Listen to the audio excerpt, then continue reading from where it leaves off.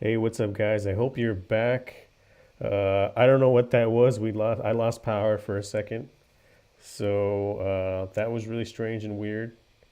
Just waiting to get people back online. Hopefully, people are able to jump back on. Yeah, I don't know what that was. That was really weird.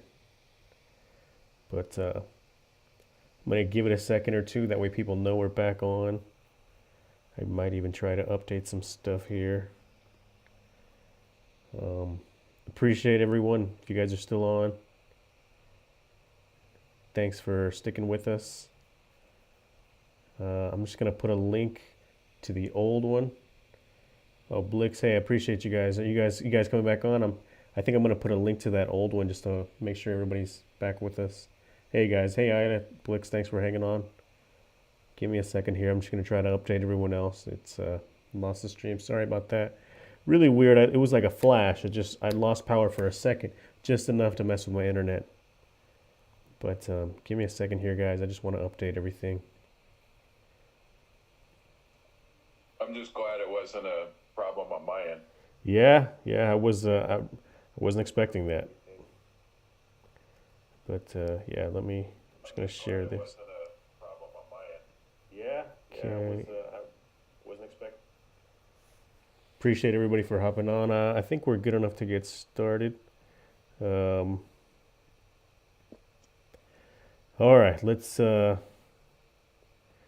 get things back on the road here. Sorry about that, guys. Like I said, we just lost power for a second. Really weird. I don't know what's going on, but again, we're joined by researcher. I will refer to as G. Thanks, G, for sticking with us, man. That was weird. I mean, I don't know. Weird.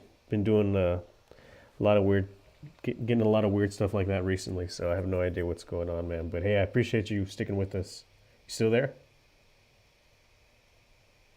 I'm still here. Cool, cool, I don't awesome. I don't know if the Mm-hmm. I don't know. Yeah, I don't know. Thanks, guys. Brown Yeah. Dwarf, Ida, Blix. Thank you guys for hanging on. Just trying to make sure everything's running how it should be. Looks good.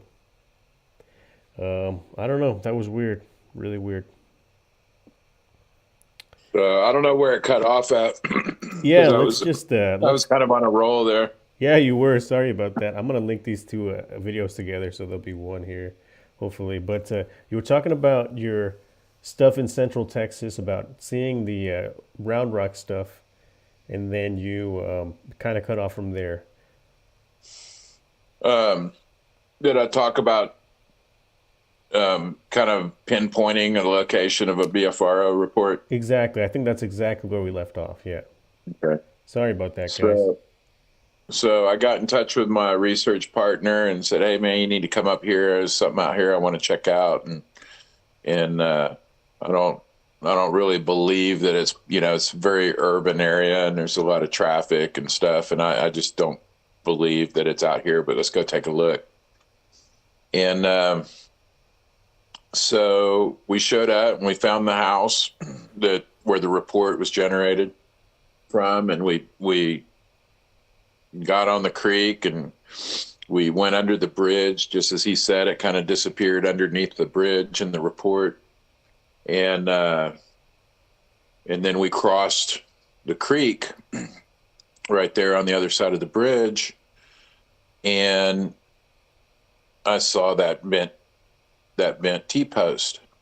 Mm-hmm. So I went and looked at it, and it was just like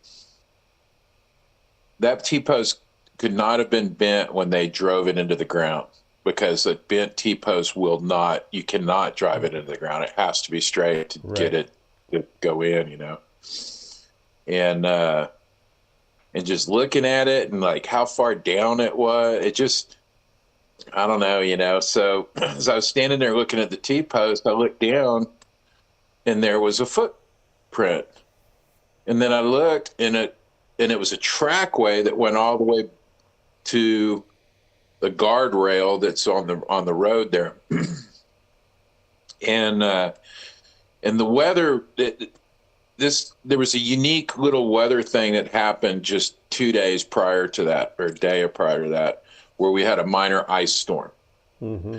And because this area was all caliche, normally caliche would be very hard and it Right. wouldn't take a print.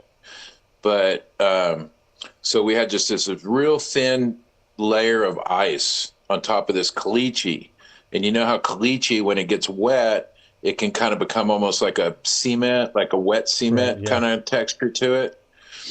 And so the temperature went above freezing, like at I don't know. I think it was like because I checked and it was like 5 o'clock in the morning or something is when it went up above freezing, and it just seemed to be like right at that moment that it was wet, and you know, and it would have taken those prints. So I could almost look at it and say, well, this happened, you know, 28 hours ago Hmm. or something.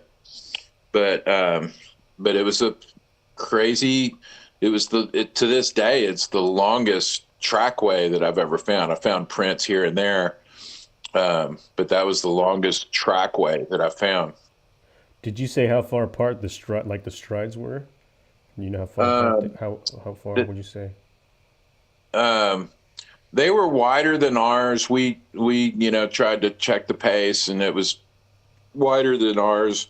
We didn't take a tape measure to it. I didn't have a tape measure with me, um, but I'm you know it was more than 4 feet, Okay. and but That's pretty big. uh, and and this is a thing that happens a lot. Um, my research partner and I have come across a lot of things, and we start looking at it, and we're oohing and awing it, and we're putting our foot next to it to see how big it compares to our foot, and just spend time there looking at it, and on at it, and then we walk away, and then the next day we think, why didn't we take any pictures of that? We had our cell phones were right with Yeah. us, and it's just something that seems to happen a lot. It's like, it's almost like there's this. I don't know if it's something in your brain that maybe you're just distracted because you're so awed by what you're looking at, Yeah. that you're just distracted. You don't think about the phone and it's in your pocket. Um, or if there's just some, I don't know, Something paranormal else. thing, I Yeah. guess, that kind of tells you nothing to see here, move Right. along. No, you're not the first And person I've heard that from. That's yeah, I think that's happened to quite a few people. That weird feeling of not taking a picture and stuff. Yeah, I have no idea, but well, I mean, what would you that fence post when you showed it to me? That was kind of just an eye-opening thing. It was that's hard data that you can look at mhm. right there. I mean, how much pressure do you think would someone have to do to make a T-post bend Well, like that? and if you look at the T post, it's been at the top. It's not been at Right. the ground. Exactly. So it's not like something ran over it or into it, which would have been it at the ground. It's literally bent at the top. Like, I just can't even imagine the forces, the strength that it would take to do that. How And far away would you say it is from the Harryman Road? um, from that fence, if you're looking at that post, the road's behind you, I'm going to say 30 feet. Yeah, it's really close. I think Yeah, you're you've probably been right. there. Does that sound about right? Yeah, that's probably about right. Yeah. And Yeah. there's no road that 30, leads to 40 it. feet. There's no road that leads to it. So I mean, someone wouldn't have been able to run it over with their car or anything like that. No, no. Yeah. So it doesn't If make a it lot of didn't sense. happen during the install, I don't know what could have caused it. Even if you're looking at the picture of it, I mean, even if a tractor went by there and hit it or something, it wouldn't bend like that. Right. It would bend down at the ground, Yeah. you No, know? exactly. But so that kind of opened your eyes to the Round Rock area as far as like looking for stuff. I think you had mentioned to me one time that you had found like a handprint or something like that. Was that right? Um, or a knuckle print or something. well, yeah, on that trackway, what it looked like is it crossed that distance between the fence and the guardrail. And then right at the guardrail, it looked like it squatted down, like maybe, I'm thinking and I'm imagining that maybe Hmm. a car was coming and it squatted down to hide behind the guardrail and it put its weight on its knuckles Okay. and of one hand because there was a very, very clear knuckle print as well. And it was just right there at the guardrail, like it squatted down right at the guardrail to let a car go by or something.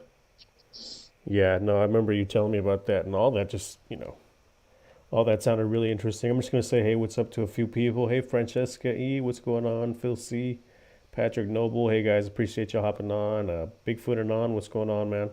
Thank you guys for hopping on. If y'all have any questions for the researcher here, please let me know. I had a bunch of questions, and as soon as I hopped on, I just kind of slipped my mind. That's usually how it goes. But yeah, no, I mean, and there's no way a tree could have fallen on that thing either, right? A tree couldn't have done that, not in that area, And it just, well, there were no trees there on right? either side of the fence. Right. Um, but again, just the way that it's bent, where it's bent, it's just like, I don't know, man. Uncle Bone. I don't know what could do that other than what I think it is. Yeah, and I think I have a picture here just to kind of give us an idea of what And, the and I wouldn't necessarily uh-huh. come to that It's another picture right conclusion there. if the trackway wasn't didn't start right there at it. Right. If all I saw was the bent T post and no trackway, I would just, I just say, oh, that's weird, whatever. Kind of gave you some more evidence there, more data there Yeah. to look at. Um, and like as far as like I have some pictures here, like the typography, the geography of the area. It's like what would you say? It's like a lot of hills and caves and stuff, right? I know Yeah. people. It's, Uh huh. it's limestone. And that's the thing with limestone. Limestone is water soluble. And so just the movement of water in it just creates large caves. Right. And there's open caverns.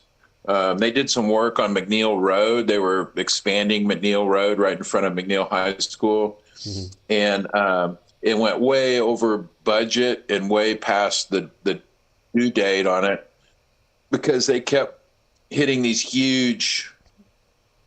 I guess they call them casts or Right. casks or something like that, but these huge cavernous openings underneath the road, which they then had to fill in. So Hmm. that, they would have to fill them in so they could build a strong road on it after, environmental people have come and inspected it and stuff like that. Right. And I mean, But, did you see the but in 2018 there was that cave in that happened off that neighborhood in Brushy Creek? There was mhm, that. Did you see that one? That's kind of a similar situation. I mean, this yeah, area is just kind of filled with sinkholes and caverns and stuff like that. I know people probably get tired of hearing it from me, but you've seen it yourself. You've been in that well, area, it's just, yeah, it's very typical in limestone. Like I said, it's a water soluble right? rock, and it's in, so there's just lots of them. Anywhere where there's limestone, there's going to be lots of things like that. And that's actually how we get well, I don't know. Anyway, but there's lots of water running under the ground. That's where all of Austin, city of Austin, all of Central Texas water source is the Right. water that's under the ground, filling those huge caverns that are under there. Okay. I have a question here from Brown Dwarf. He says, "Have you talked to any of the locals in the area?" I have not gotten any local testimony out of there. No. Okay. Well, I know if you've watched the documentary, there's some local testimonies from people that I've spoken with, and those are only the people that I actually had data for. People that were able to show me something. You were able to do it, and I think that was eye opening to a lot of people that wouldn't consider seeing something like that in Central Texas. But there was a lot of other stories about the area, and I don't know if you've probably heard some of those stories. G, right? You've probably heard some of that, like the Hairy Man legend stuff, and other things like that. I'm sure. Still there? Yes, yes. Okay, yeah, but Well, so Anyway, and so after that event, my mind turned, and I'm like, hey, look, this is actually a viable area for Bigfoot, and there's everything they need here. There's water, there's cover, and there's food, and there's no reason why they couldn't be here if they can tolerate the presence of man. Right. Um, I mean, and it's getting more and more crowded. I mean, there's been so much development just in the last couple of years. There's whole huge giant neighborhoods that didn't used to be Yeah. there. So Yeah. I don't know if eventually they will get pushed out of it or not. I don't know. Yeah, and and I mean, you're talking about development and stuff like that, and if you remember the area that we filmed at, so all those the image I'm showing right now, it's actually been covered up, whether it be by cement covered up or actually chain link covered up. And this part here is actually chain linked. You can go down there and look; it's been covered up with chain link fence, and so I mean, some of those areas that we were at, they're covered up, and I think we are lucky to capture them while we were there. But hopefully with you talking and with me talking, we'll be able to get some more eyes in the area and maybe help to preserve whatever's left of it, because it's a really interesting area with that, the ecosystem that's there. But so the other thing that you had showed me that was something that I could look at as far as data was that coyote, the one that was tied into a knot. Do you remember showing me that one? Oh yes, Yeah. Can you give us a little that background on that? coyote's hard to forget. Yeah, yeah, you're right. Yeah. Can you give us a little background on how you found that? Well, so yeah, so I'd gone down to the kind of the other, what I call the other end. It's not really an end, but probably, I think I got on Google Earth and I actually measured it, and it was like 4 miles as the crow flies from basically from I-35 to Highway 183. Mm-hmm. And so I went down to the other end, that 183, and there's an area there, access to the creek there. And I got on this little trail, and this is actually on private property, and the owners of this property had actually made a little trail, and they had a little barbecue area and things like that. But it had been abandoned. There was a commercial site there, and it was empty, and it had been abandoned. And but anyway, so I got on that trail, and I walked a short distance, and there was this arch across the trail. And I'm like right away, I'm like, what? Yeah. And I'm looking, trying to figure out how that could have been caused. There wasn't, it almost looked like it was just pulled down and secured there with like a rock or something. And so again, like I'm going in, like having a hard time believing this is like, you can hear 183 roaring just, right there. And I stopped and I was looking at it for a couple minutes, and then I kind of ducked under it and took another 3 steps, and I heard a rock clack in the creek, right near me. And I stopped and I turned, and I'm like, what was that? But I don't know. I just have a hard time believing it. There were, on the other side of the creek is a paved pathway, and there's hikers and people on bikes and stuff. And right. you can hear them talking. And I'm like, I don't know. It was just weird. Right. But there was enough stuff there that interested me that I, again, contacted my research partner and said, hey, come on back up. Let's go invest, take a look at this other part. And so he came down, and we walked down the creek, kind of definitely off trail. And we found a lot of just down trees, and I'd heard stories of Bigfoot that would get angry, and they would go into an area and just devastate, like just push down all these trees and break all these limbs, and, right. and kind of a rage thing. And it kind of looked like that at first, but as I further investigated, I found out that when they were clearing some agricultural fields on the other side, that there were bulldozers that, on the edges kind of pushed some of the stuff just into the woods. And so that's what that was from. But what we were when we were walking around, we saw where these 4-wheel drive trucks had gone through there and just tore stuff up. I mean, it's like, there's no way, if you paid for that truck and you had to pay for the maintenance on that truck and the repairs, I don't care what kind of 4-wheel drive you got, you wouldn't have gone through these areas, because they were just like, I mean, they had just done so much destruction and just going into areas that, you know, no vehicles should have been in, 4-wheel drive or otherwise. Right. And I just looked at it and I could tell, like, look, they got to be driving their dad's truck, because they're, you know, if they had to pay for all the scratches and everything, you know, their tires, they wouldn't do it. But so there was like just big devastation. They just looked like young kids, because they were doing donuts and just all kinds of stuff out there. And it was a lot of just destruction and caused by these vehicles.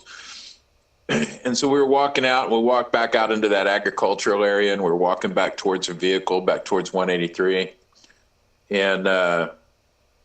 And right on the little 2-track road where these trucks would have gone in and out at, the access point to that area, right in the middle of the trail was this coyote. And I mean, we stood there and studied it and looked at it, and I can tell you it was turned inside out and tied in a knot. And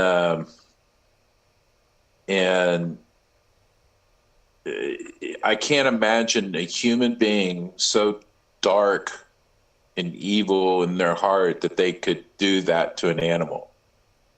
Right. And I mean, it would be, I mean, it'd have to be some sort of mass murderer or something. I mean, it's just like, it was something that a human couldn't make themselves do. Oh yeah. And then it was suspicious too that all the organs were missing. Which, you know, I've heard that Bigfoot they kind of prefer the soft organs inside to the actual meat, you know, of the leg or something. So it was just unusual, and it just seemed angry. You know, it felt the energy there when you looked at it. It was like something really angry did this. Yeah. And it was placed right in the middle of that 2-track that the 4-wheel drives come in and out of. And it almost seemed like a statement, like something got mad and put a statement right there where they could see it, you know? Right. Almost like, hey, this is what could happen to you if you come back here or something. You know, I don't know, you know, but who knows? But it's just the way it felt. It felt like it was a statement, the way it was, you know, it looks the way like it was mutilated and where it was at. Oh, yeah, no, whoever was doing that was definitely making a statement. I mean, it's hard to look at, and there's no way that could be roadkill. If it was roadkill, it'd probably be a lot longer, right? You can actually see where it was tied into a knot, and it's just a it wasn't roadkill. Yeah, it wasn't roadkill. There's no way, and it was off road. It wasn't. Right. I kind of, when you look at that picture, it almost looks like blacktop or cement or something. It's not. That was just the road. You know, the trail in the. No, it's limestone. It's a really creepy photo. Yeah, I mean, how did you feel when you saw it? Did it just creep you out? Were you like checking out the brush? Yeah. Looking over your shoulder? Oh yeah, absolutely. We had our heads on our swivel, because they were like, it's probably watching us right now. Dude, you never know. But no, especially when I tried to imagine if a human being was doing it, I was like, I can't even imagine. I just can't. That really creeped me out, the idea that it might be a human being that did it. And I'm like, no, it's not possible. Yeah, I didn't even think about that. That's just as creepy as, you know, anything else. Thinking of this person could do that. Yeah, it's hardcore. But yeah, I don't know. And I'm just showing a close up now of the tuft of hair that looks like it's coming out of what used to be its mouth. Is that what that is? Yeah. Yeah, it's coming out his throat. Mm-hmm. And what I'm not seeing, I think I had another picture that's probably better than this, but what you're seeing there, you're seeing truthfully, I don't know if that's the upper jaw or the lower jaw. I think that's the upper jaw. But anyway, when Uh-huh. we were looking at it, you could see both jaws, and literally the whole face was turned inside out. It wasn't just a matter of just breaking that lower jaw. Right. Like you could just grab the muzzle and pull your hand and push it and break the lower jaw. Hmm. The front of the face was broken too. And it was just literally the whole face was just opened up. And then and then all its guts and its, the hair around its butthole Right. just comes out its throat. And I mean, have you heard of anything else? I think once I started posting this stuff, someone else had told me about some squirrels they had found, kind of similar to this. Have you heard about Yeah, I anything don't know. else? No, No. yeah, I think I remember you mentioning it, but Yeah. I don't hear that. Yeah. No, that's just a weird photo altogether. And no, I mean that's hardcore. I really appreciate you showing me all this stuff. And like I said, it was kind of eye opening. I wasn't expecting to have so much data that you were able to give me like that. It was really eye opening, and it's just something. Looking at something like that, you're not able to explain that away, or the bent T post. Both of those Right. things are really hard just to come up with an answer for. And then, So, I did have one picture of those footprints, hmm, but it was like 3 or 4 phones ago. right, So yeah. it's just go. I don't know where it's at. I wouldn't be able to find it, and Right. so I don't know. It's Well, gone. um, so do you have any plans on coming back to the Central Texas area or doing anything further in the Central Texas area? It looks right now very. I'm in Pennsylvania right now, Hmm. and it's beautiful here. It's South Central Pennsylvania. It's Nice. gorgeous. I'm right at the base of the Appalachian Mountains where they come out of West Virginia. Oh yeah, Um, beautiful. if you look at a map of Bigfoot reports in the state of Pennsylvania, Hmm. the pins completely cover the map. I Wow. mean, there are the only empty areas would be like in downtown Pittsburgh and downtown Philadelphia. Right. And but it's amazing how many Bigfoot activity is here. There's a very active Pennsylvania Bigfoot group. Um, I call it Bigfoot salad bar because it's very agricultural. There's apple orchards everywhere and sheep and I mean Yeah. there's just all the produce. I mean tomatoes and Right. corn and A lot of farming onions and areas. squash and peas and just everything that you would ever want to see on a salad bar is right there. They just gotta come off the mountain and grab it. Hmm. But I haven't had time. I've been working and I haven't had time to go out and do a lot of research. Right. I've gone around and kind of scouted out some different areas, but haven't had time to like actually park and go out in the woods. And also, I prefer not to do that kind of thing alone. Oh yeah. Well, And no, yeah, big time.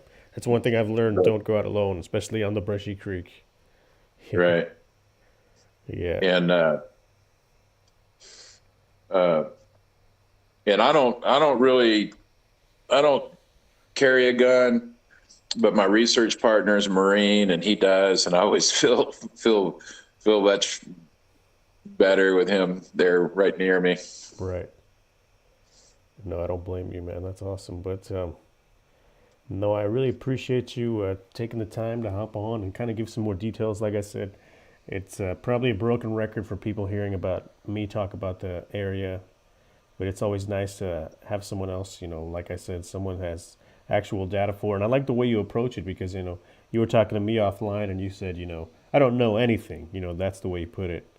And I kind of thought that was a good way to approach things. It's all just kind of what you've seen and what your research has proven.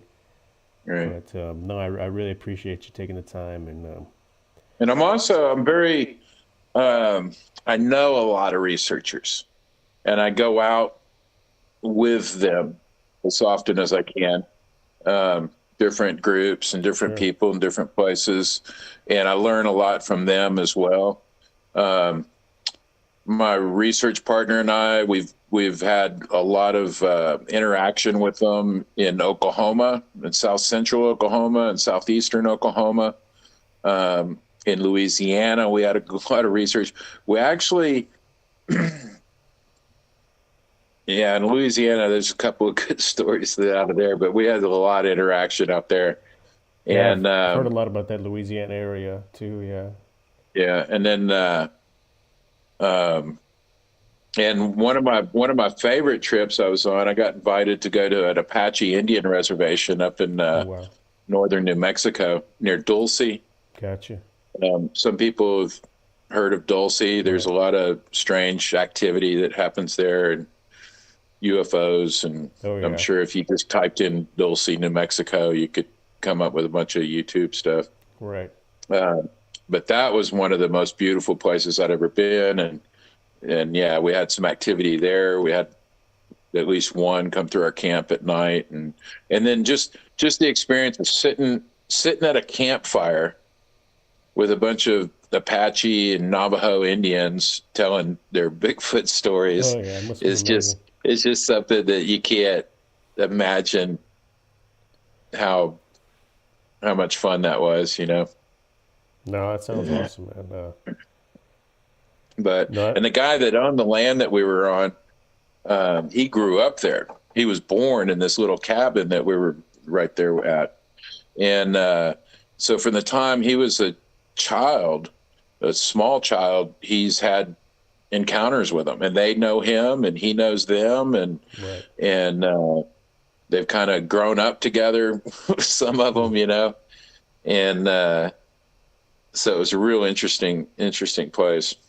Well, I have here. I think Brown Dwarf was mentioning your when you mentioned Dulce. It's the underground dumb bases, the deep underground military bases. That's what you Yep, were referring yep, to, right? yep.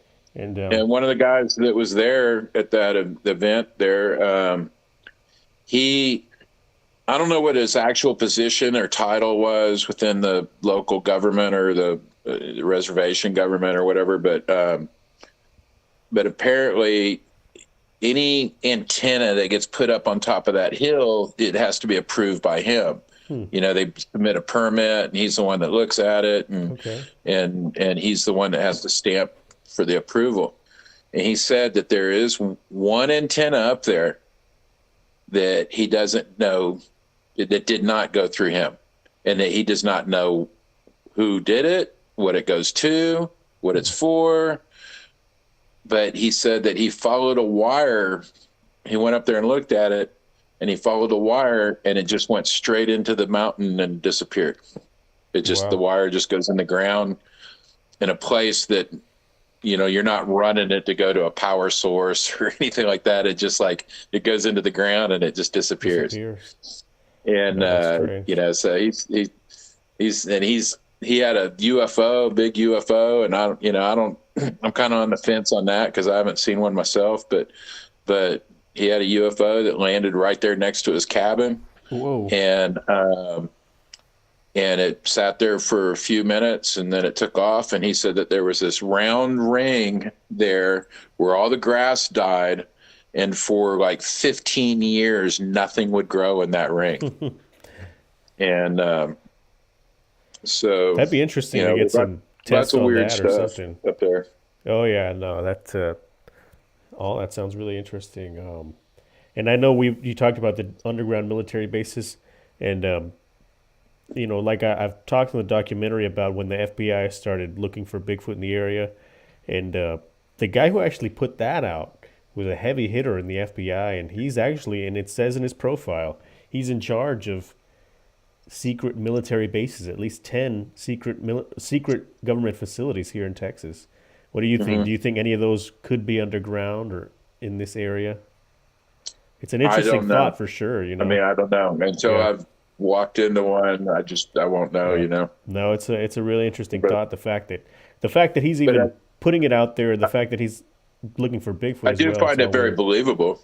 Oh yeah, I And think I so wouldn't too. be. I would be more surprised if there wasn't than if Right, there was. right.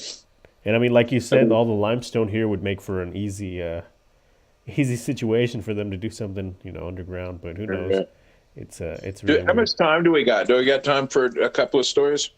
Yeah, go ahead. Feel free. We got plenty of time. Yeah. I didn't want to keep you too long, Um, but if you're willing to tell some stories, I'd love to hear some stories if you got it. That'd be cool. Get a little bit more well, of your just because we're background. talking about Texas in secret, whatever.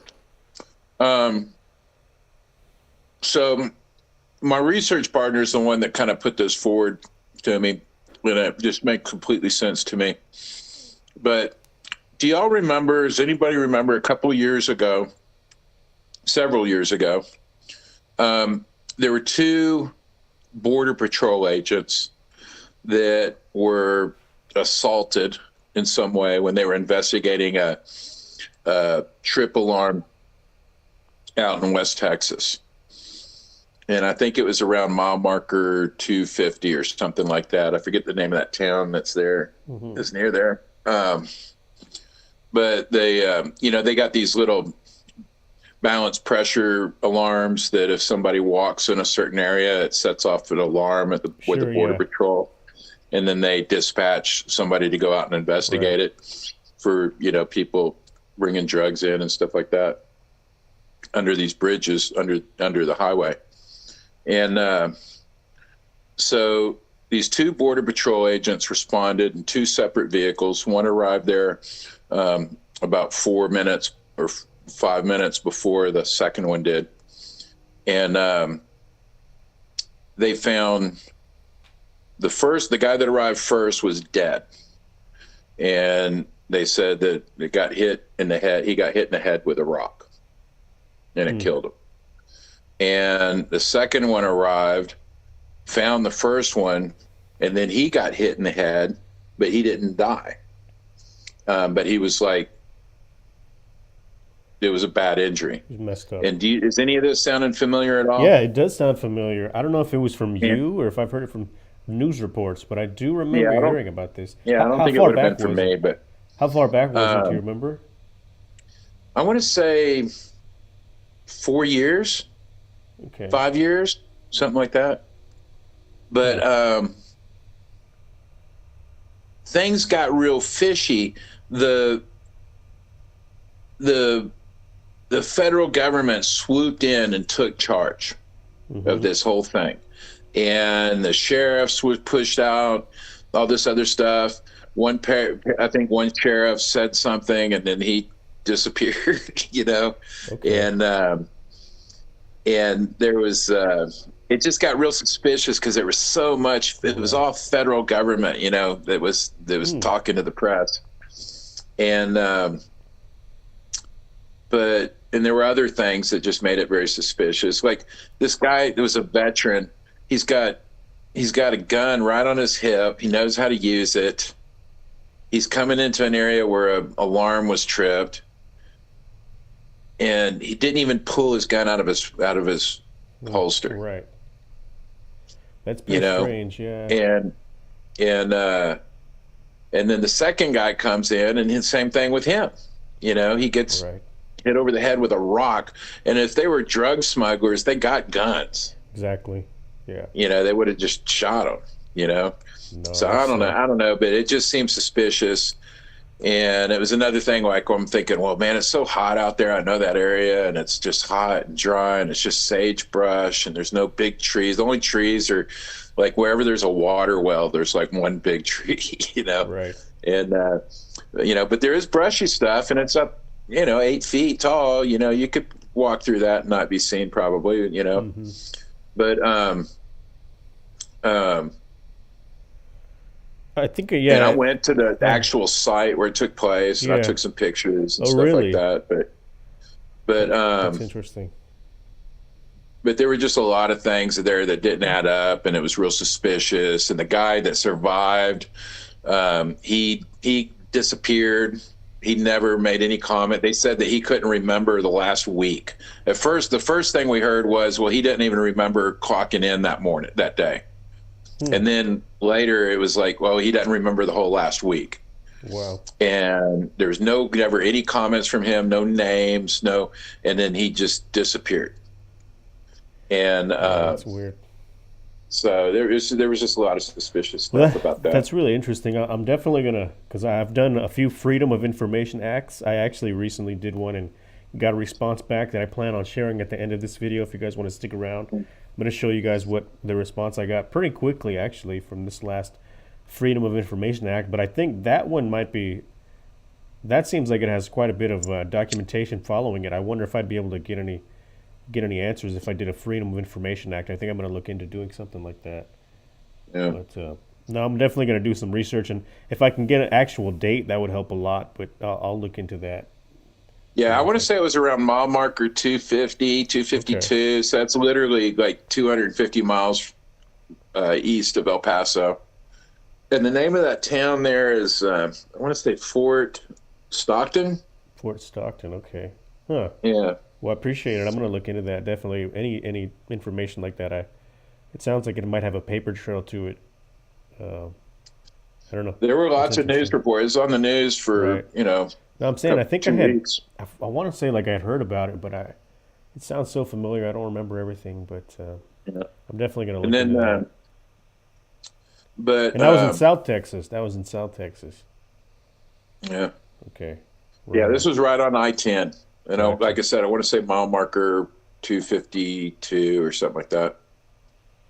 Hmm. But and then I went to Brown Springs Indian Cemetery.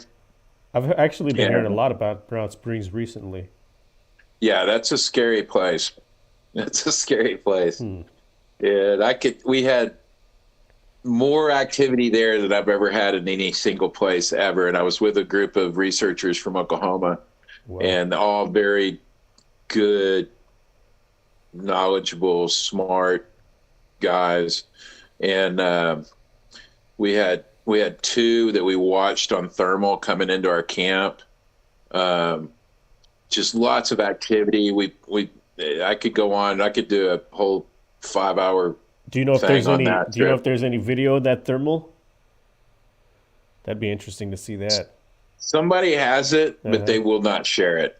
Okay. There were several guys. I sat around the campfire with these guys. We were there for like 3 nights, Mm-hmm. and they showed me pictures on their phones that were crazy. This one guy had a Wow. picture of a Bigfoot that was like it posed for it, and it was in his Whoa. driveway, and Really? he just like, yeah, I mean, it was just like this. It was like a portrait.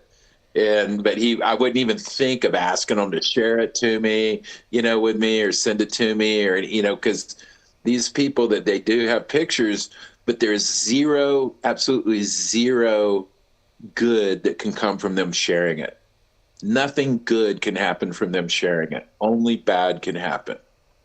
They'd be called frauds and fakers, and Mm-hmm. just all this. Just no good reason to share it with anyone. Hmm. And so That's an you just interesting don't way to ask. You put it. just don't even ask. If they show it to you, then you're on their phone. You're just glad that they shared it with you, but you don't ask them to send it to you. Yeah. No. But I've had a couple of images like that as well. Like I had a really interesting image someone sent to me from the Balcones area here, uh, and it looks like four things that are walking on a road there in the Balcones area, and they at first you think they might be cattle or bears, but then you realize there's neither of them are there at the Balcones Canyonland. So it's an interesting picture, and I've been trying to get in touch with the guy who sent it to me, but he's actually kind of gone off the radar. So hopefully I'll be able to get in touch with him soon. But but hmm but what we kind of our research kind of showed, and we're on the backs of other researchers that have come before us there, but that the Oklahoma side of the Red River, and this is right on the Red River. And if you haven't been there before, like you can just walk across the Red River, right, yeah, unless it's in flood stage, then you wouldn't want to get near it. But most of the time, you can just walk across from Oklahoma to Texas, and so there's a large community of them there. Um, this isn't just like one of those little family units with a alpha male and alpha female and a kid. or two. This is huge. This is second and third cousins, and a lot of them there. And what the research seemed to indicate was that on the Oklahoma side of the river was what we called the nursery, and that was the females and the juveniles were on the north side, on the Oklahoma side, and then all the males, the adolescent males and the adult males, were all on the Oklahoma side. And we called that the hunting ground. So there was the nursery, and then there was the hunting ground. And we went into both of those areas and had a lot of interaction on both sides. And I got to see two of them, two very large male adults, through a rifle scope. They were probably 2 football fields away. Wow. So 200 yards. What did you see when you saw them through the scope? There were 2 of them. They were standing up underneath great big oak trees, and they were watching us. And I saw them move. I saw them. One of them reached up his arm and grabbed hold of a branch and was just like resting on it. And then I saw them both move to one side, and it was pretty powerful. And this is, well, I don't want to get into that tonight. This other lesson that I learned from that trip, but just lots of activities and interactions that we had with them on both sides of the river there over 3 or 4 days, and a bunch of great researchers. But in Louisiana, we were on the swamp one time, and with another large group, and my research partner and I have a habit of, when we're with a large group, when we set up our camp, we camped a little bit away from them, because we feel strongly that we're making enough noise. In this case, there were chainsaws, people cutting firewood, there were dogs. Almost everybody there was packing heat. They were cooking. There was this one huge camp kitchen set up there where, like, we had great breakfasts in the morning and stuff like that. And so they definitely knew that we were there. And so what my partner and I like to do is separate ourselves on first we're setting up our tents or whatever, away from the main group. And it worked really well that trip, because right before sunrise next morning, I wake up early. I'm a guy that doesn't like let the sun catch me sleeping, and I get up real early, and I'm in a van. He's in a tent right next to me. And the first thing I do, I wake up, I open the door to the van. It's a sliding door. It makes a certain fair amount of noise when you do that. And I have a cook stove in there that's gas. And so when I light it, I turn it on, I light it, and it goes poof. It makes that noise when it ignites. And then there's this big bright blue flame that comes up instantly. And so I'd done that. I'd opened the door, I'd lit the thing, and as soon as I lit that thing, we were right on a creek, and right on the other side of the creek, something huge, incredibly huge, like you could hear it stand up and just start stomping. I mean, just boom, boom. And then the branches were breaking, and it was just like making a huge amount of noise. You could just, this destruction, and trees pushed over and branches breaking. And it was like making as much noise as it possibly could. And it sounded like it was coming right towards us. And I was like, I don't want to say his name, but, called out to my research partner, and he just goes, "What is that?" And I go, "I don't know. You got your gun?" And he's like, "Hell yeah, I got my gun." And it just kept coming towards us. But what it ended up doing is passing in front of us. And, but on the other side of the creek and in the trees, and it was still, the sun hadn't quite come up yet. Yeah. And but that was just kind of an amazing experience. And everybody Yeah. else stayed up until 3 o'clock in the morning by the campfires telling stories. So they were all sound asleep. None of them heard it. And plus they were further away from us. But,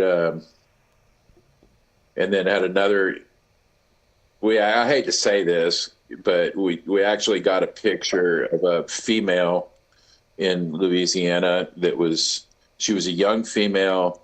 It was taken with a plot watcher. Do you know what a plot watcher is? Yeah. I remember you telling me about this one. Yeah, it's different than a trail cam. A trail cam has that infrared light that they can see. Most animals, you look at game trail cameras and you could see deer turn their head and look right at it. Most animals can see it.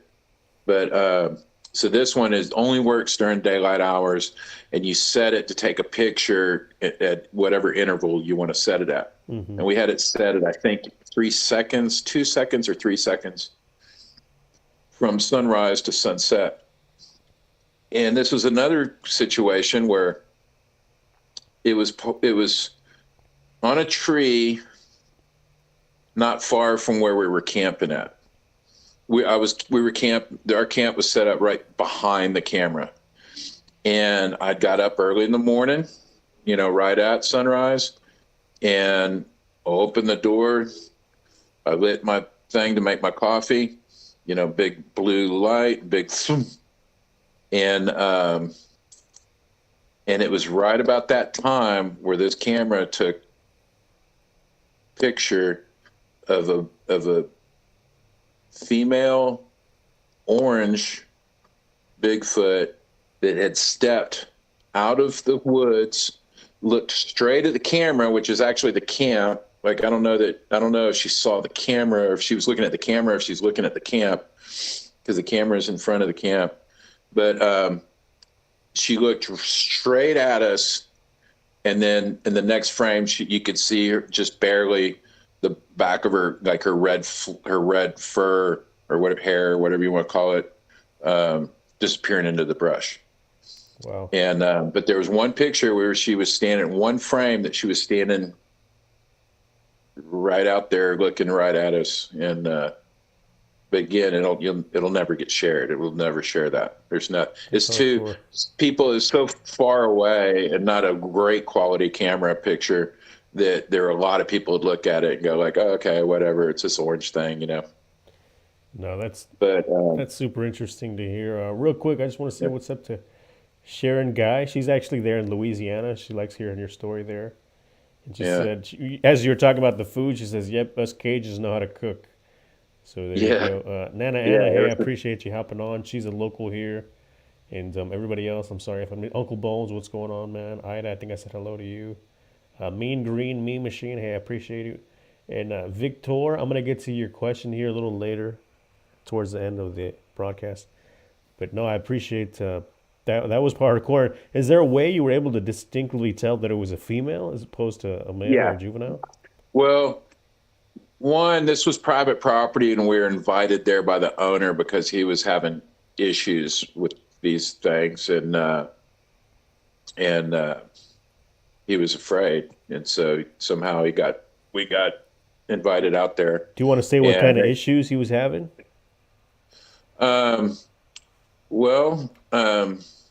He was a young guy that grew up on that land. It was in a national forest, and in kind of central Louisiana. And he grew up there,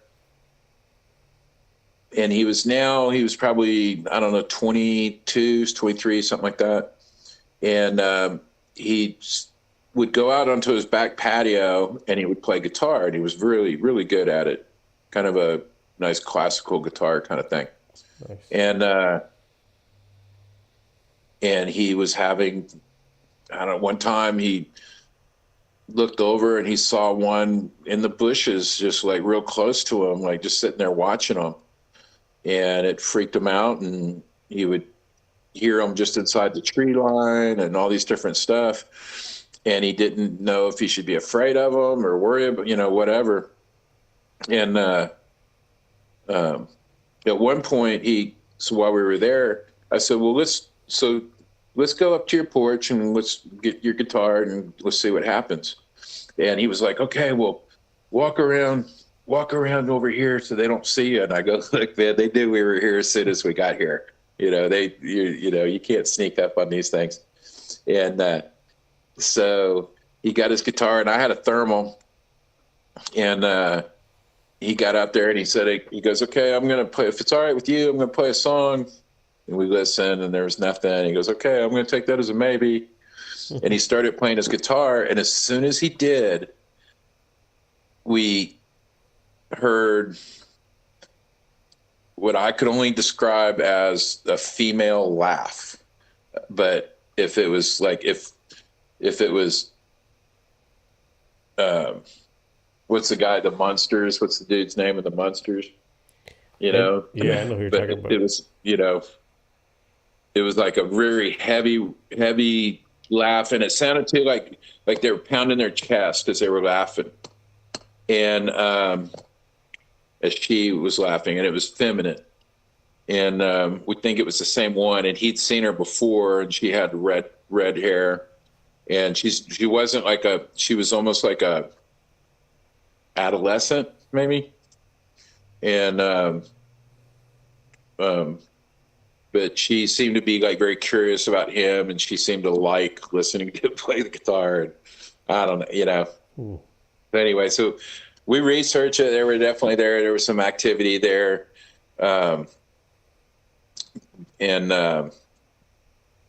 we gave them some advice before we left, and Okay. he feels more safe now. He's Now, not worried about it. I think you had already kind of given the location to central Louisiana near a national park. Sharon Guy asked what part of Louisiana. I hope that satisfies her, central Louisiana. Yeah. Okay, Yeah. cool. And I can't remember who can even pronounce the name of those forests there in Louisiana. Yeah, So right. I can't remember the name of that national Yeah. forest. Now, from what you've studied and you've kind of like, experienced, do whatever these things are, do they seem more aggressive in the South as opposed to up the stories you hear from up north? Um, Or is it just I a think few? it's like people. I think it's individual. Um, my opinion from the experience that I've had, um, I think most of them. I am not necessarily afraid of them, but there are definitely some real assholes out there, and those you want to steer clear of. And but my advice to anybody that has an encounter with them, they're walking through the woods and just something weird's trailing them on the side or something like that, or if one stepped out in the trail right in front of you or something, my advice would be just don't turn your back on them. To just back out, and leave them alone. I mean, just definitely don't shoot at them. Right. Don't, unless it's like it's like life or death. But yeah, just. But there are some. I know I've heard stories of a Bigfoot out in Sam Houston that was insane, and some people think that she like maybe lost a baby or something like that and went crazy, and that she was kicked out of her clan because she was crazy. And so it's like a lone wolf. Like there's nothing more dangerous than a lone wolf. And same thing with Bigfoot. They're usually more than one, and if there's one out there by themselves, then they're probably more dangerous than the other ones. Right. Yeah. But and the story I heard that the government came and took her out. So I was going to ask you that too. Like, what do you think if there is some type of government affiliation? What do you think? Or you think they're paying attention, or they're just like Um, well, every once in a again, while? I don't know anything, Sure, sure. but the puzzle pieces that have come together in my head seem to me present a picture of a Department of Interior that is assigned to manage the wild areas and wildlife of North America. And there are certain animals that they cannot exist because they cannot be managed. There's people saying that the black pumas are coming back, and the Department of Interior says no, definitely not. They're extinct. They don't exist. But then a lot of farmers and hunters have had have run across them. Right. With the thing is with the Bigfoot. So in San Antonio, they're building a road. They're building a highway. Millions and hundreds of millions of dollars on this project. And in the course of building it, they scrape the ground and this rock pops up and there's a little hole there. And so they stop all the work. They they call the environmental people out, and they find one blind cave spider. The bracken, you can look it up, the bracken blind cave spider. And they say it's an endangered species. That's it. This project comes to a full halt. It does not be completed. Right. You're going to have to figure it out, but there's no road coming through here. And so that's how they react when they find an endangered species. So if Bigfoot were real, they would have to manage it. And they can't manage it because it's got a large range. Same thing with the Right. black puma. It has a large range. It moves over hundreds of miles.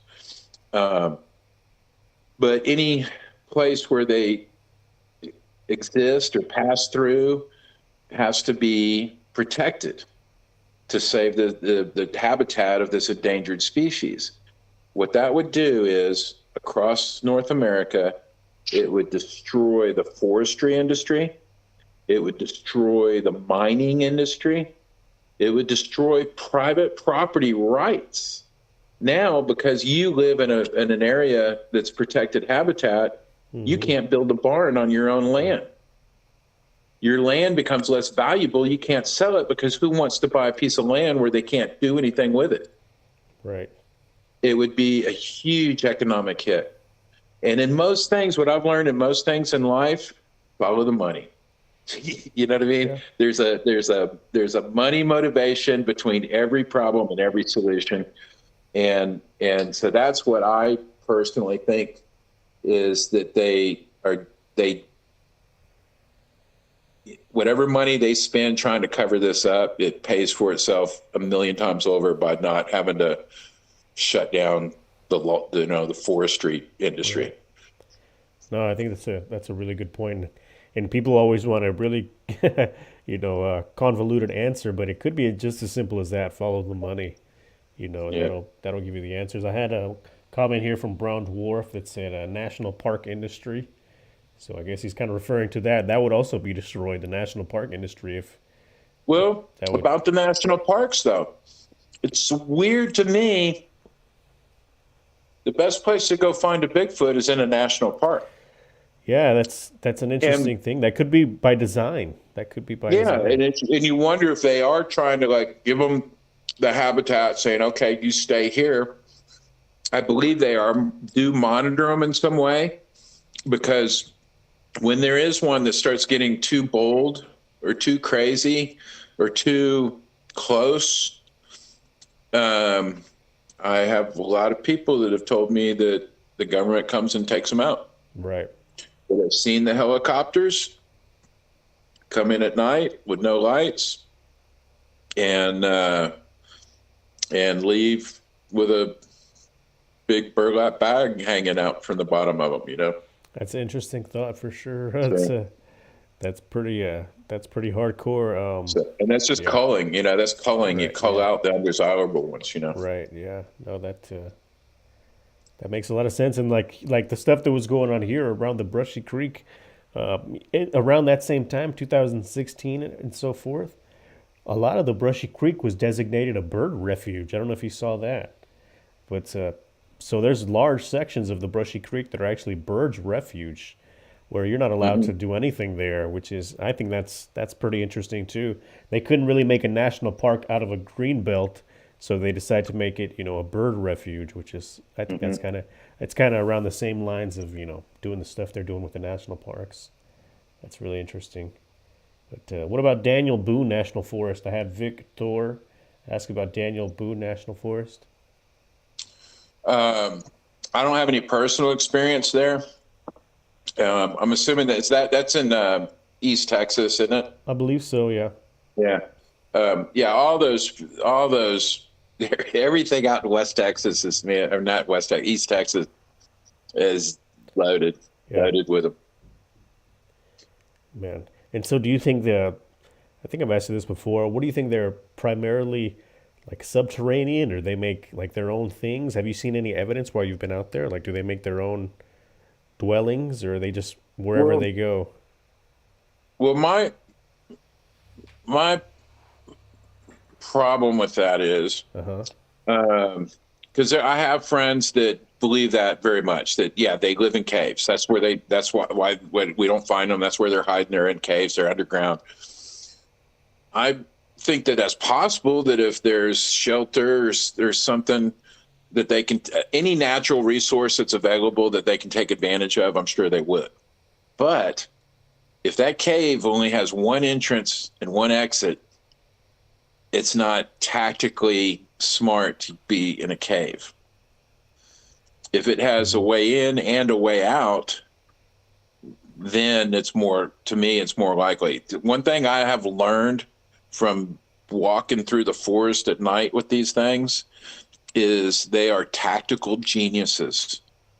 And, and a tactical genius would not back himself into a cave that doesn't have a back door. Right. That's my opinion. That makes sense.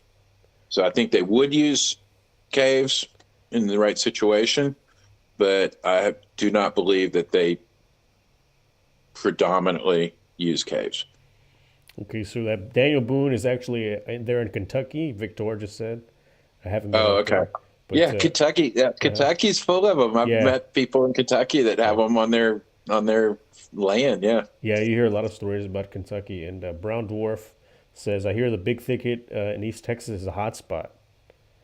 So, yeah, Yeah. definitely, I mean, definitely. they're all over North America, and places Hmm. you wouldn't think they would be.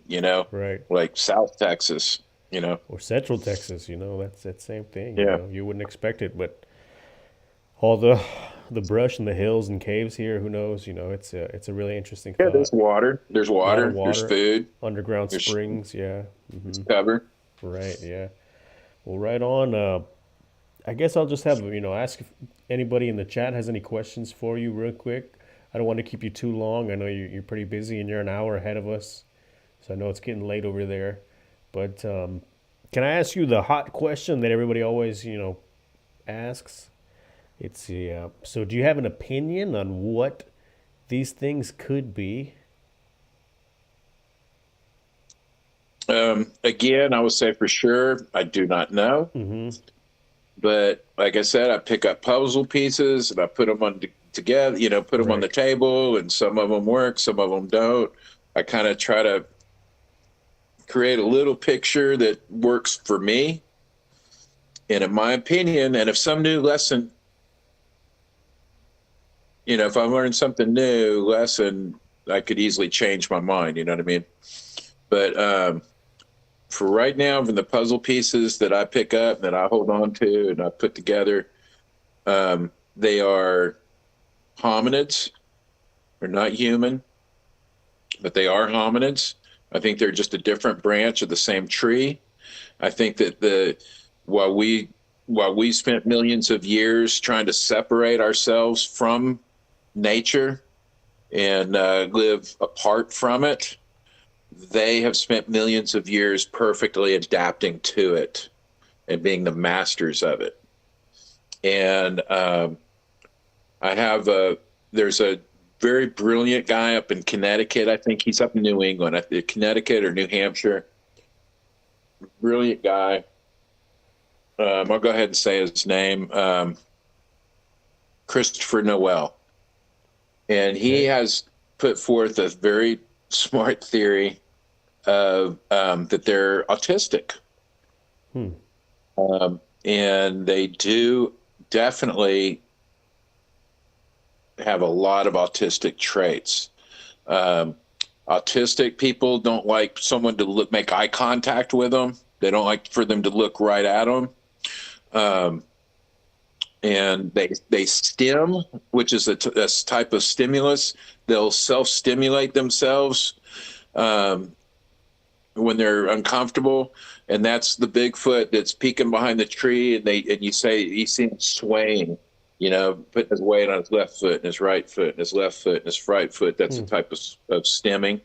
Okay. Um, just so many things. A lot of autistics are incredibly intelligent, but you, they're the what are they called? They're called genius savants, Right.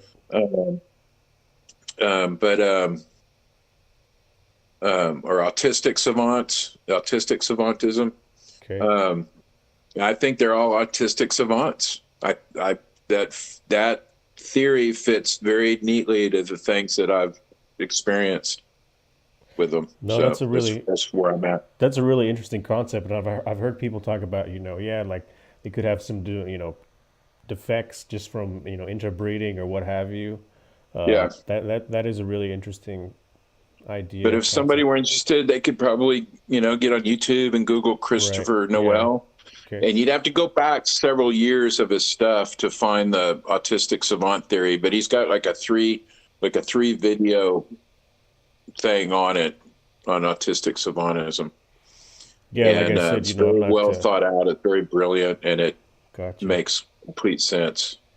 Yeah, no, like I said, I haven't really done much research into other people's research. I've just had my hands full here with the Brushy Creek, but I definitely need to start, reaching out and checking out more stuff, and I really appreciate you taking the time to show me all the things you've shown me. That's physical data that can't be denied. That's, you can do a lot of stuff with that. And yeah, I really appreciate you showing me that stuff. But, but no, right on, man. And like I said, I'm gonna definitely be in touch with you. I don't want to keep you too long. Like I said, I know you're an hour in front of us. But is there anything you want to say to anybody out here? Or, if you got any plans coming up here soon? I know you said you might be coming back here to Central Texas. Hopefully, we can get together and I can show you some spots. Maybe you could show me some spots. And, I think people would be interested in seeing that. Yeah, I got a burnt midden mound I'd like to show you where we can Right. go find arrowheads and stuff. Cool, cool. Yeah, and I'd love to find that road there at the Balcones area Hmm. with that picture because I think I would be able to find it with some help from some drone footage. But hopefully we'll be able to do that in the future.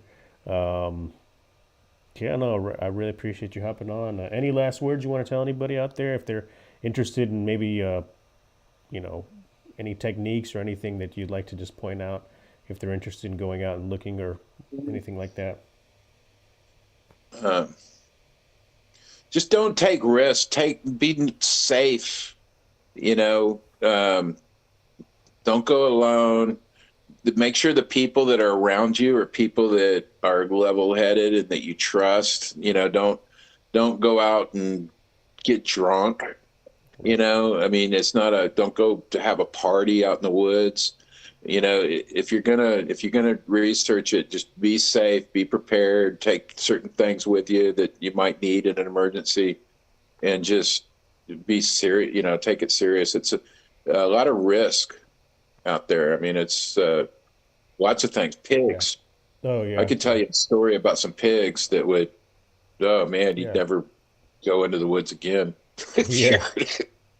you know. Yeah. No, pigs are scary, especially around here. I've Yeah. been I've been attacked by a albino pig, and I have that video somewhere. It was pretty hardcore, but that was here in the hill country, and you wouldn't expect it. But yeah, I was attacked by an albino pig out here. It's pretty hardcore.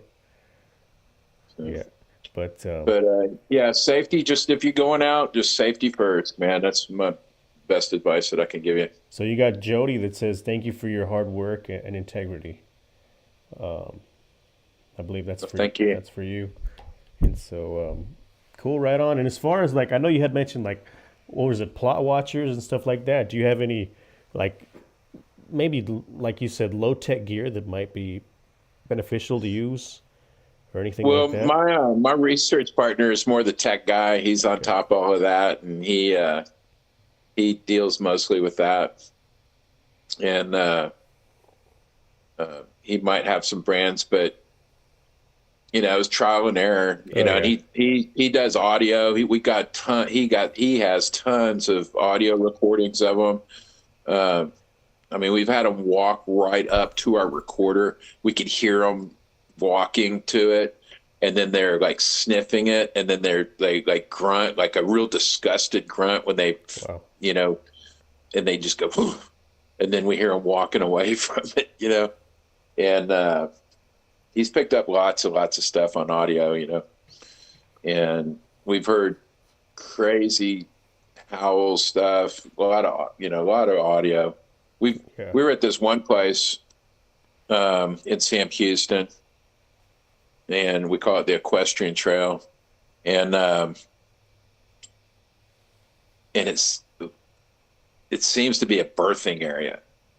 The way a lot of people have reported it, and then our personal experience there, we heard screams that sounded just like, uh, you know, just like something like that giving birth, Wow. something with huge lungs giving birth.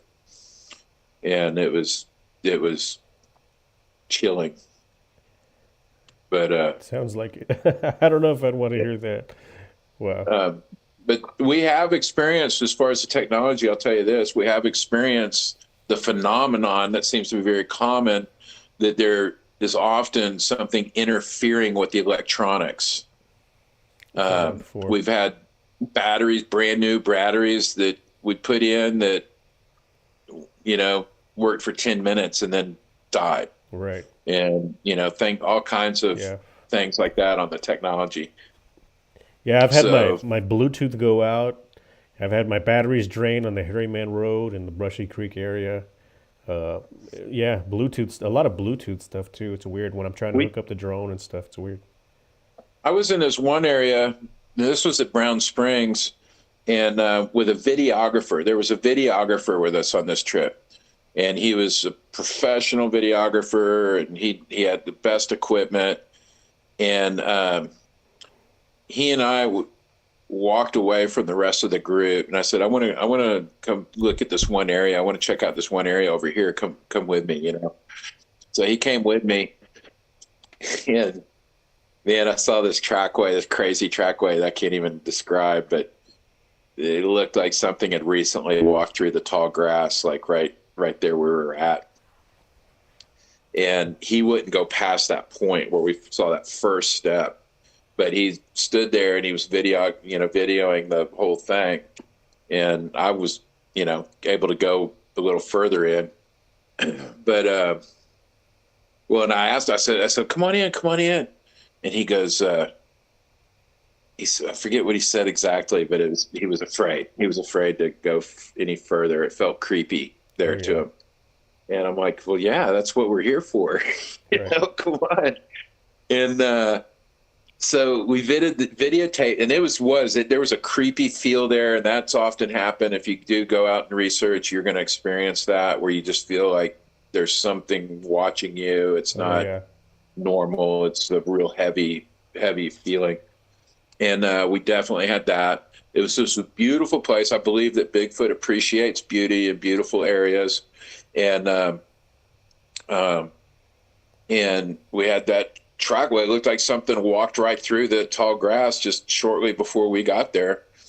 And he took this video, and I was even holding my hat so that it would keep, because it was a beautiful time of day. It was like that late afternoon where the light becomes very ambient, Right. and and it was just gorgeous. And I was holding my hat to keep the setting sunlight from hitting his lens. I was using my hat for shade on his lens, and he filmed the whole thing. The next day, I was like, "Hey, how'd that video turn out?" He goes, "It just wasn't there." Hmm. And I'm like, "Well, I saw the light was on the whole time your video." And he goes, "I know. This never happened." He goes, "It was just nothing. There was just nothing there. I mean, I found the file, but there was nothing on it." And so there's a lot of that strange phenomenon that takes place that I can't Yeah. explain.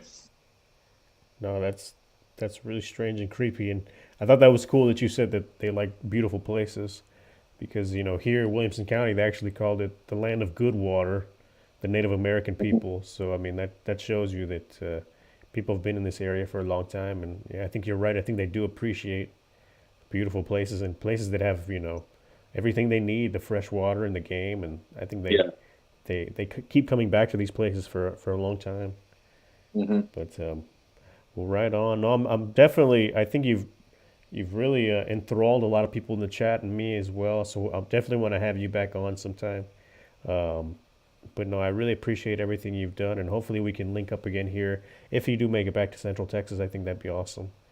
But Okay. we'll definitely be in Well, touch for sure. looks like I'm headed that way, probably. Sweet, sweet, right on. Well, no, we'll definitely get together. Well, right on. I don't want to keep it too long. I know it's getting pretty late. If you want to hop on in the chat, I'm going to be talking about some of the stuff that's happened recently, as far as what I've been doing. And but yeah, for sure. Appreciate you All hopping right. on. Well, it was great talking to you. It's great seeing the participation of your audience. And thank you. Hey, thank you, and I'll give you a call here probably later or soon. Okay. All right, then we'll take it easy. Have a good night. All right. Good night. All right, guys, that was G. Awesome, awesome researcher. Good guy. I'm glad everybody else was able to. The same video or different one? Oh yeah, Sheila. They are different videos. Sorry if you had a notification for both. We were on earlier, a little while earlier, and then our video just got cut for who knows whatever reason, weird stuff. But we're able to hop back on, and thank you for everyone that followed us to the other stream. Thanks a bunch, guys. But if you're still with us, I wanted to talk about some of the recent stuff that's happened here. Oh, so I'm gonna go ahead and get out of this real quick. So I'm gonna go back to the very front here. So guys, if you follow the channel, Nana, I appreciate your knowledge and insight. Hey, I appreciate you guys for hopping on and sticking with us. I know I can get to babbling, and it was awesome hearing from our researcher because he kind of corroborates what I've been saying and gives it a little bit more, goes in a little bit more detail about, like I said, the bent T-post and finding those tracks and the tied inside out coyote. I hope everyone was able to get some other information out of that. But what I wanted to talk to you guys at the end of the stream was about, unfortunately, here in Williamson County, Friday evening, a body was discovered in Taylor, Texas, which is just east of us, not very far from the area we are now. And it kind of fits that same pattern of stuff going on in the Brushy Creek, the bodies that have been discovered in the Brushy Creek. If you just want to take a look at this, it says Williamson County Sheriff's Office investigating after body found in Taylor pasture. That was this past Friday in a very rural area. Again, not much information is given. Deputies were called to the 4200 block of County Road 414 around 6 p.m. after landowner found a body in a pasture. They haven't even released the sex of the person, whether it was a male or female. They didn't release, obviously, I don't know the age, but they could have said if it was an older person, younger person. They didn't release that. They didn't release the race of the person. And all those things could help identify, someone that's missing or help get the ball rolling on this investigation. They are saying they're going to release that stuff once the autopsy is done by the Travis County Medical Examiner. So I'm going to be following that really closely. Hopefully we will get some answers out of this one. I just think it's kind of strange that right now we're in that window where unfortunately stuff seems to happen. It goes from like June to November, and we're at the very end of it right here. And I was really hoping nothing would be happening or occurring as far as finding bodies or human remains or anything like that for the rest of the year, but it doesn't look like that's going to happen. Like I said, I'm going to be following this stuff really closely. You guys can also investigate if you want. Just type in some of the stuff here, Taylor body, and you'll see that it's an actual news report that other news sites are covering as well. So it's a real thing. It's an ongoing thing. I'm just going to show you some of the other news reports to show you how similar it was. Okay, you just see this one. They found a body here in Taylor. Not much information. This one sounds really similar, and it was in 2018.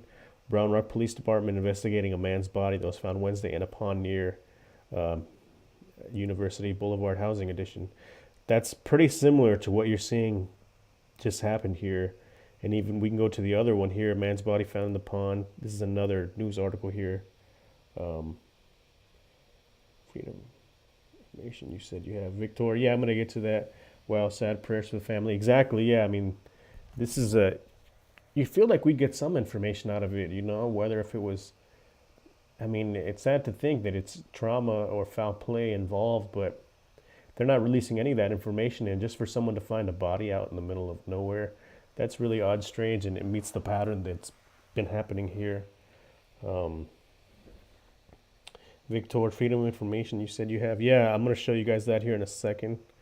But yeah, these are just kind of all similar news reports. Like I said, this one's pretty similar to the one that just happened here. But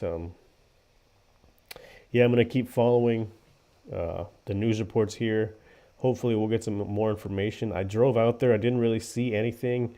They actually reported this story kind of late. They didn't report it on Friday. They could have done it on the evening news, but I didn't see anything on the evening news about it. They waited till the following day, Saturday, to talk about stuff. And Saturday, everybody's kind of running around, not really checking the news. There was a lot of other stuff going on in the news as well, so this kind of went unnoticed until I saw it today, early today, and I drove out there to see if I can find the area and stuff, but I really couldn't find anything. I'm going to be investigating this coming week. Maybe I could talk to someone who knew the owner of the area that discovered the bodies. That way I can get some information from that person. Hopefully they're willing to talk, but only time will tell. But Uncle Bones and Sharon, hey, yeah, sad prayers for the family. Yeah, exactly. Thank y'all, Uncle Bones, Sharon, Vic, Nana, Sheila. I know I'm missing a whole bunch of y'all, but thanks for hanging on. Brown Dwarf, Jody. Appreciate you guys for hanging on and, trying to spread the word. Thank you guys so much. So as I mentioned earlier, sorry for all those terrible pictures, but as I mentioned earlier, I had got probably the quickest response I've ever gotten from a Freedom of Information Act that I did. And that could be by operator error. It could be because I made a mistake, which it's kind of looking like not necessarily a mistake, but I went a little bit too detailed in my search what I was looking for. So I just want to show you guys. If you guys are familiar with the Bigfoot Odyssey show, I actually went on there and we had a good amount of people that were watching. And 2 days after that, I got the information that I'm going to show you here. So if you guys are watching, this is the, I clipped off my personal information, but this is one of the Freedom of Information Act letters that I got back, emails that I received from them saying that why my request was denied. And you can look through here and they have the check boxes for what you're looking for. And it says, for the one they denied me, your request may fall under the purview of Federal Bureau of Investigations and or Round Rock Police Department. Now, so I believe what happened was when I did this Freedom of Information Act, it was more of a general Freedom of Information Act. I never selected one section of the government. Like I never selected FBI department. I never did any of that, which was kind of a mistake. I probably should have done that, but I just wanted to see if there were any government information out there. Uncle Bones, hey, I appreciate that. Thank you so much. I really do. Thanks a bunch. Bigfoot or non, Bones. Yeah, Bones is the man. Sheila R. Saw that. Yeah, but so what it could be is that the fact that I incorporated a federal organization, Federal Bureau of Investigations, into the letter that I sent out, that also included the Round Rock Police Department. Now, if you have a federal agency with a state agency, they don't really like that. And so I believe what happened is that as soon as they saw that it was Round Rock was affiliated with this, they kind of said, well, if it's a state thing, you got to go through your state agencies to get that information. So I think they noticed that, and right away they just found a way to easily just kind of clean their hands of it, and that's what they decided to do. They decided to deny it because I'm asking for uh, state information, which, yeah, I could see why they would do that. It was I should have worded it better, and now I know not to incorporate any state stuff with federal stuff because you're going to get a result like this every time. But like I said, this was probably the fastest answer I've ever received from them. I did the request in November, and this the very beginning of November, and this was like 3 days ago when I got this letter here. It's not an exemption; it's just a denial. So I've already done another Freedom of Information Act to kind of replace the information I was seeking in this one. So hopefully that one will give us some more information. And the way I did that one was a little bit different because the the way you're able to do your Freedom of Information Act now has actually changed.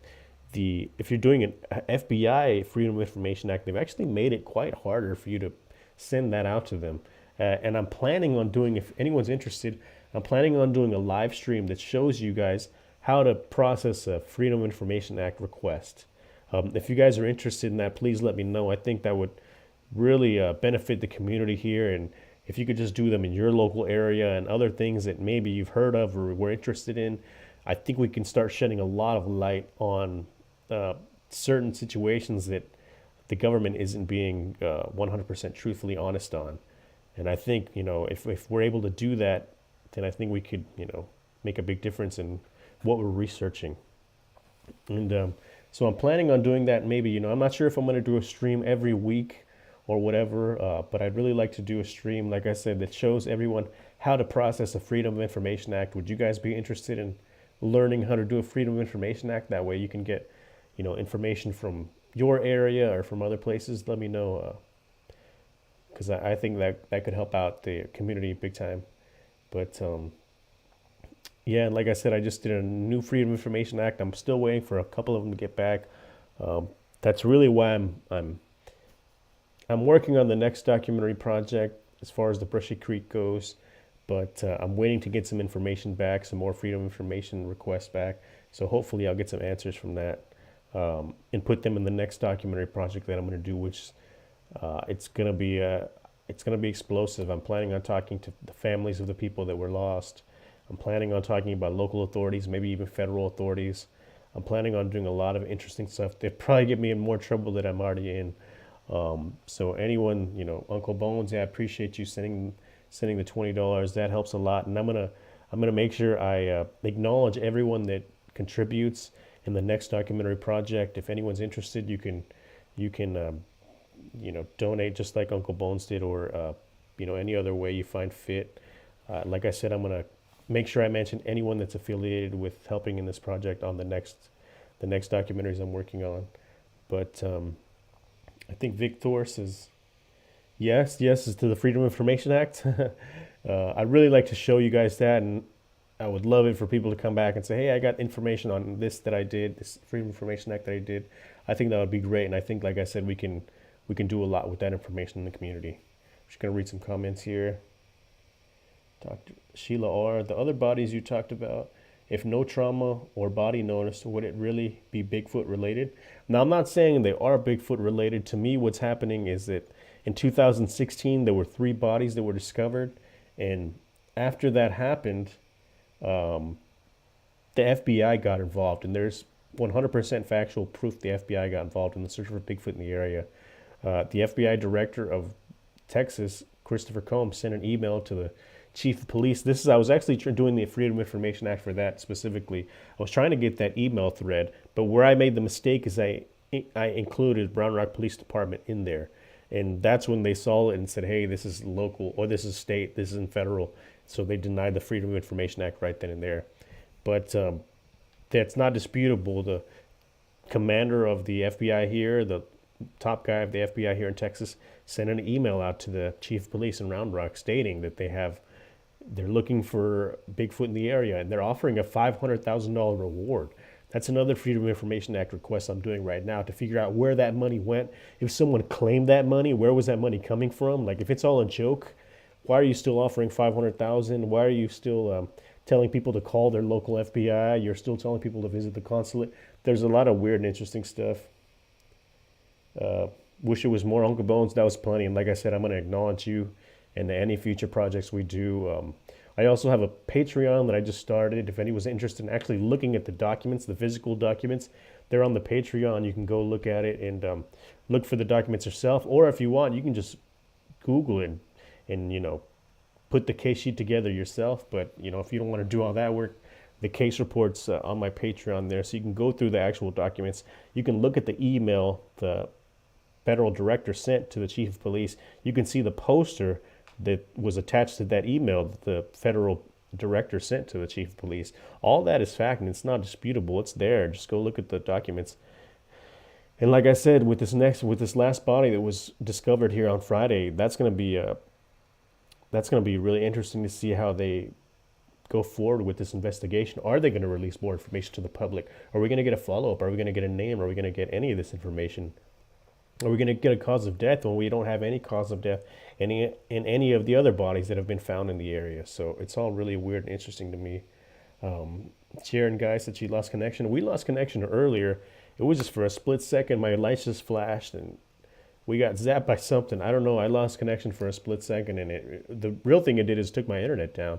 So we had to start all over. I'll probably try to link these two videos into one, but I'm sorry if that was confusion and if that caused people not be able to catch the video. I apologize. But like I said, I plan on doing more streams here in the future. I don't know if I'm going to do one every week. You guys probably get bored with me after that, but I do want to talk about some other stuff going on in Texas and my area that isn't really getting a lot of news coverage. I know in Hood, Texas, which is north, they found a guy who had his throat ripped out. Okay. And the local authorities there are claiming that it was a wildcat. It was like a jaguar or puma that did that in the area. But the biologists that examine these areas and are familiar with pumas and stuff like that, they said no way, there's no way a puma could have done that damage. So no one's really talking about it, and the medical examiner is at odds with the biologists.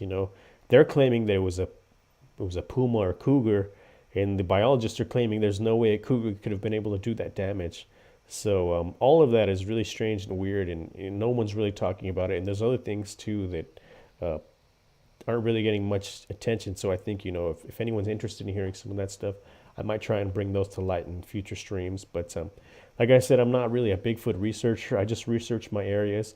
And after researching the bodies that have been found, it was clear that the local authorities were looking for Bigfoot in the area, even the federal authorities. That can't be disputed. That's a fact. Would love once a week. That would be great. Nana Anna, hey, I appreciate it, Nana Anna. Like I said, I'll try to hop on as much as I can. And I don't want it to just be depressing stuff when I hop on, like news reports about other bodies being discovered. Like I said, I'd like to talk about other investigations that I'm doing, not necessarily in the Brushy Creek area, but some other information that needs to get out there. I think people would like to hear that. But, definitely thinking about doing, maybe one stream every once in a while, maybe once a week if people are interested in that. And then also, I know I did a live stream test a week back. I was just goofing around. I played an old movie. It was The Curse of Bigfoot. And I just wanted to make sure everything was running correctly and stuff was functioning how it should be. But we got a lot of hits on that one, and a lot of people enjoyed that. So I might try to make that just like a regular chill stream, that if anybody wants to hop on and tell me some stuff or just watch a funny, scary movie and make fun of it. Like I said, my background is more in journalism and film. That's what I've done for the past 10 years here in near Austin, Texas. So I love old, corny movies and indie productions like that. So if anyone's interested in, maybe watching some old movies or just goofing around on a chill stream, I might look into that in the future, because I know a lot of people were interested in when I did that test stream. It was a test stream, and we still got a lot of feedback on that. So I appreciate everyone that's hopped on and was able to watch today. And I hope I wasn't just babbling. I know I say that all the time, but I can just go off. And I'm glad you guys were able to hear from the researcher this time. So it's you get a little bit of variety here, and it's just not me talking for an hour acting crazy. But I hope you guys were able to follow some of what he was saying, and he kind of cooperated some of the stuff I was saying here about Central Texas and other parts of Texas that he's had a lot of experience in, and some of the stuff he was talking about was just amazing. And I really hope that he comes back to the area soon, even if it's just for a little while, and we'll be able to do some stuff together. If you guys are interested, maybe we'll do some live stuff in the field or something. But I'm gonna follow his lead because, like I said, I'm not a researcher. When he reached out to me, I was glad he did that because he showed me some very interesting things that couldn't have been explained away. I'm just gonna look at some of these copies or comments, excuse me. Uncle Bones, support when I can. Info's important. Hey, Uncle Bones, you're right. Info's important, and I really appreciate you doing that. No media, you're interesting. Love your channel and what you're doing. Thank you. Hey, I appreciate that, Sharon. Like I said, I'm just trying to get information out there that no one was talking about. So, to me, that's the main goal of this, and spread the word and figure out. Well, let's get to the bottom of what's going on here. If it's just some coincidence stuff, I don't know, but we need some. We definitely need some more eyes on this. So I appreciate everyone for hopping on. A couple more here. Anna Wright, Sheila. They're covering a serial killer. I mean, that could be a thing too. And the fact that the body was actually found more east, like they're moving, like kind of moving east of the Brushy Creek. Like maybe they're doing that on purpose. Maybe they've been watching, or maybe they've been following the stuff. And I know the Brushy Creek area has kind of been getting more attention, thanks to you guys putting the word out there. I really appreciate that. And who knows, maybe they are watching and they're saying we can't do that in that area anymore. We got to do it over here. It's really strange, and the fact that they're doing it in this time period, this time of the year where stuff seems to happen, all of it's just really kind of weird. And like I said, I'm going to follow the story, and you better believe if we don't get any information, I'm going to be doing another Freedom of Information Act on this one. If the feds aren't involved, I'll do a local state one, so we'll figure that out. But Uncle Bones knows it's important to get this out. Yeah, it is. Victor, great show. Hey, Vic, I appreciate you. I hope I answered your question. I think you were interested in learning about the Freedom of Information Act. So this is the one that we just did. I hope you were able to see that. Awesome show, Mediapalace. Thanks so much. Hey, Sharon, I appreciate you. Jody, love your work. Looking forward to your next talk and live stream. Hey, Jody, thank you. I appreciate that. Thanks, everybody, for hopping on. If I forgot your name, I'm sorry. I'm just trying to keep up with chat and handle the stream at the same time. It's not as easy as some people make it look. It's kind of difficult, but I'm just getting things figured out, and I appreciate everyone sticking together.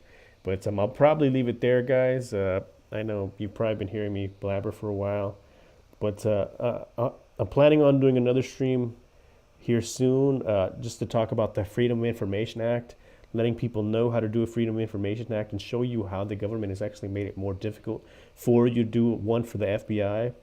So if you guys are interested, please let me know.